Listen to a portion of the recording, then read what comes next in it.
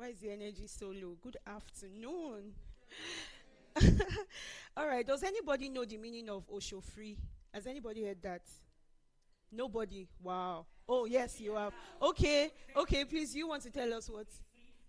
Thank you. Thank you very much. All right. My name is Tife Adenuga. I'm a lawyer. I work in the legislative space, and I'm going to be sharing an experience with a female inmate. So I titled the topic for my presentation, Osho Free, my experience with a female inmate. So before I transitioned into the legislative space, I used to do a lot of pro bono work with different prisons across Nigeria. And on one of my prison trips, I met a certain woman who was about 52.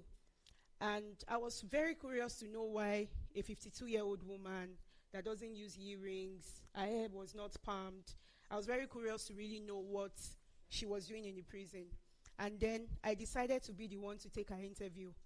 And while I was speaking to her, I just asked her, Madam, why are you here?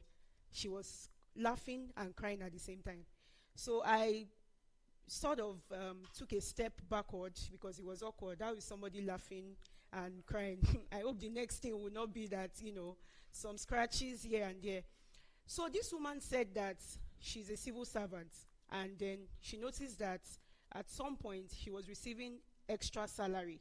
When you know that maybe at the end of the month your salary is say 100,000, and then you now start receiving 500,000. So it happened the first month. She didn't do anything about it. Some of us likes to feel like when you find money in your account, you think it's miracle alert, you know. Yeah, so it happened the first month, the second month, the third month, and she didn't say anything about it. And it went on like that for 6 months. And she was just enjoying herself, she just felt like, finally my village people have let me go. And somebody just called her from the office and said, Madam, come and see the director. The director wants to see you. At that point, she didn't even avert her mind to the fact that it could have been, the excess money she's been receiving.